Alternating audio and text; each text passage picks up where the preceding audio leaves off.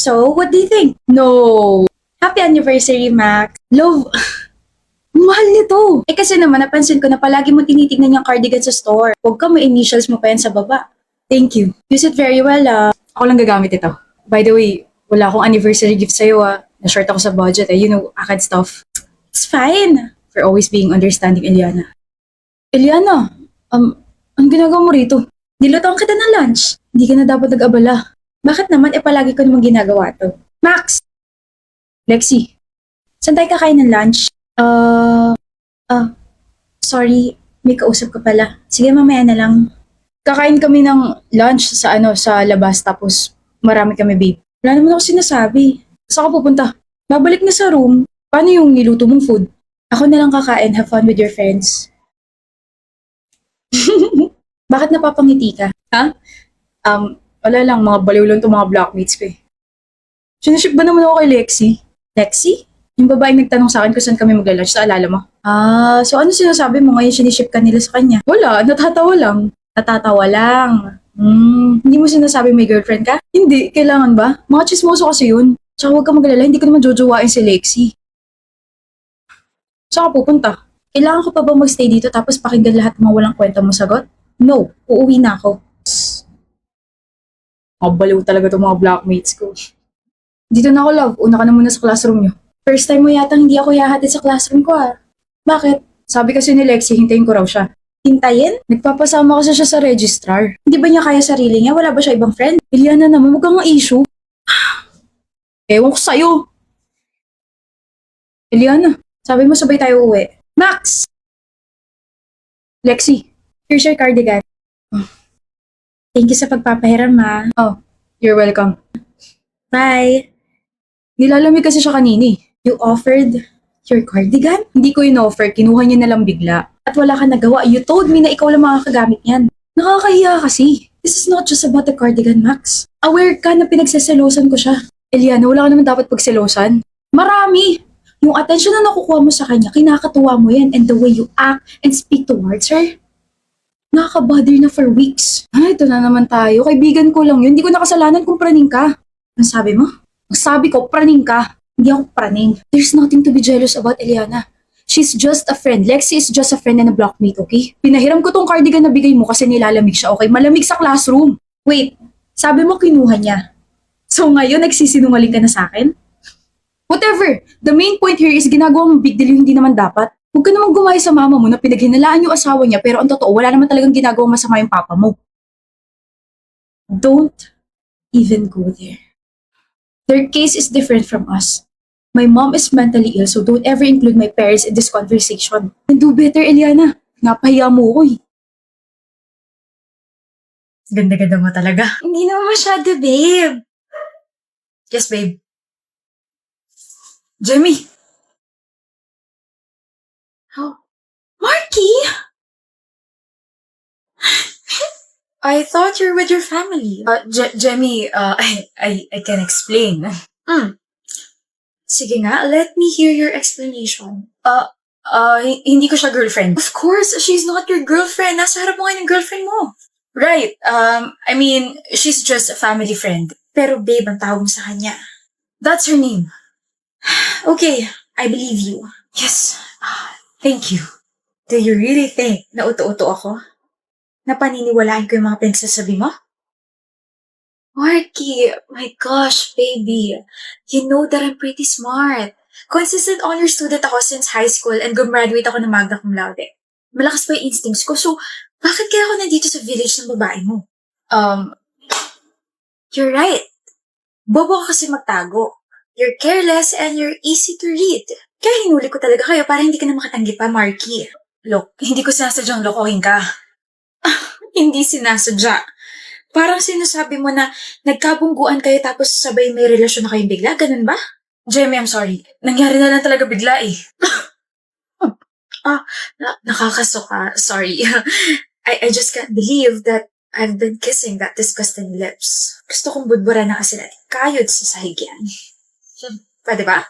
I'm sorry, Jamie. Sorry talaga. Pero, makikipag-break ka na ba talaga sa akin? You look very excited. Hindi ah.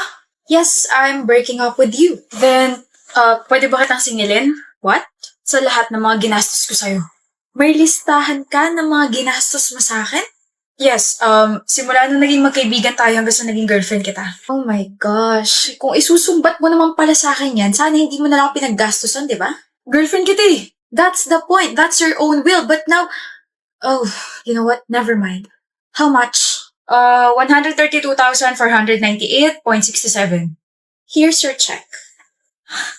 Oh, how about let me charge you for cheating on me? Yeah, sure. Give and take? Yeah. I want your position in my company.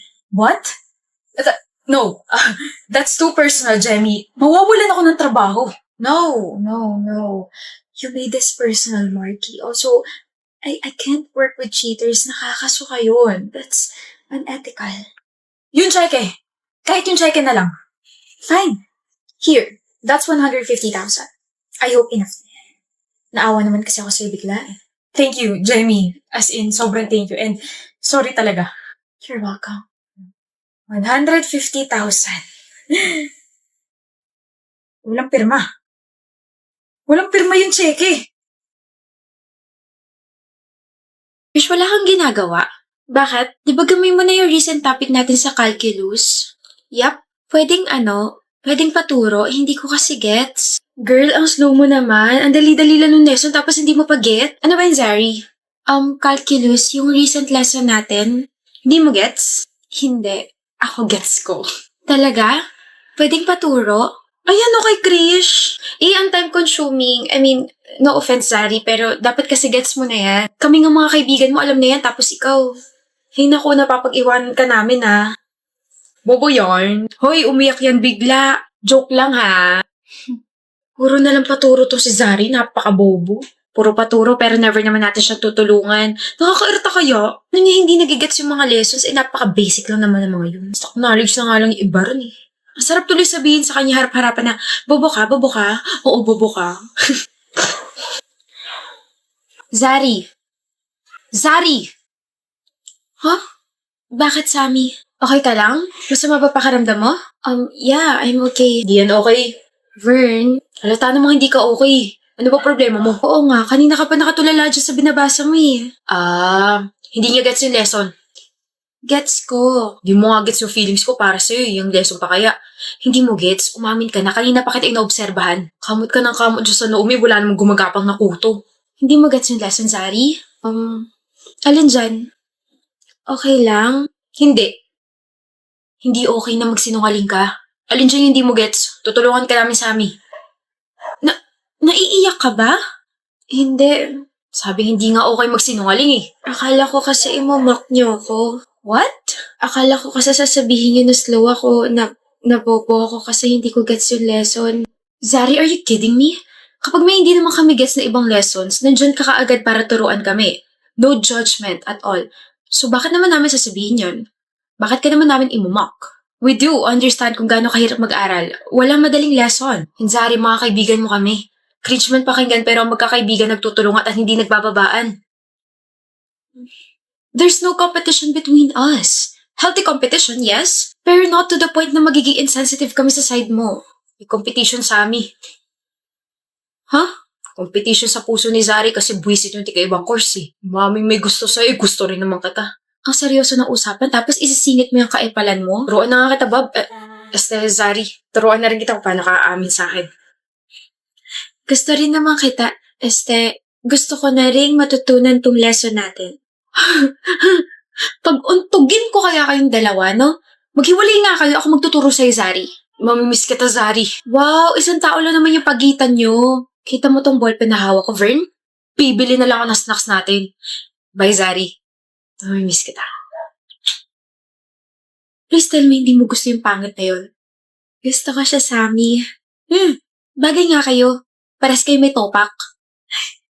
Miss, Ako po ba? nahulog mo. Yung ano? Yung wallet mo. Hala kuya! Thank you! Hindi dahil sa'yo baka kung ano nangyari. Nandito pa naman yung mga ID ko, tapos yung pambayad ng tuition ko.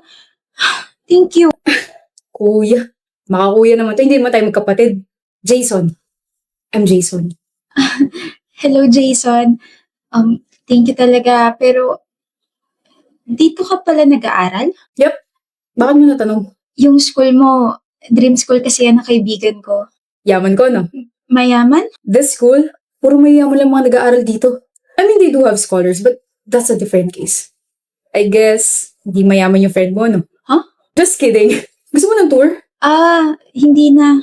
Kahit ganyan suot mo, maganda ka. So ako na nagsasabi, may pretty privilege ka. Pwede ka makapasok without an ID. Hindi na okay lang. Anyway, can I get your number and name? Hoping na we can have a coffee date or something. Gusto mo ako? Hindi. I mean, you're really, ang ganda mo. Like, you are really my type and that hair, sobrang bagay sa'yo. Sige. May paper ka? Wala eh. Yung phone ko naman, nasa tropa ko yung cellphone ko. Wait, I do have a ball pen. You can write your number here sa palad ko tapos just let me know your name. Akin na yung kamay mo.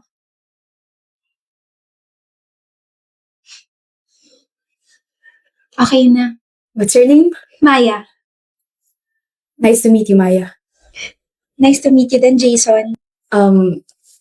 Tawagan na lang kita, Maya.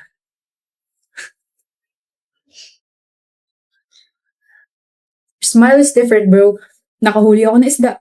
Na naman, a very pretty fish. Name, Maya. Nahulog yung wallet niya and of course, sinaoli ko. Then, we had a small talk and I got her number. We, ito. 092761. Yes. Bakit? She gave me her number pero kulang ng 3 numbers. Hindi ka ata yung type, bro. What the heck? What now? Nawawala. Huh? My watch and my 2 gold bracelets are missing. Akin na yung kamay mo. Nice to meet you, Maya. Nice to meet you din, Jason. Wow. Isang magandang relo. Tapos 2 gintong bracelets. Hanap ka. Jackpot na. Ikaw na may pinakamalaking halaga na nabigay ngayong araw. Ginamitan mo siya ng wallet technique mo, ano? Oo, pero syempre, ginamitan ko nito. Ganda ko eh. I knew it. Grace. Shh. Boss naman. Huwag mo gamitin yung real name ko. Maya. Yes? Dahil ganito yung mga binigay mo, magpahinga ka muna ng 1 linggo. 1 week lang? Gawin mo ng 2 weeks? Aba, humirit pa siya. Nakuha ko rin yung wallet niya eh. Ba't yung wallet ko? Matinig ka ah. Ay, salamat matatanggal ko na tong wig na to tsaka tong makapal kong makeup. Bumalik ka in 2 weeks ha, sa ibang lugar naman tayo. Yes, boss.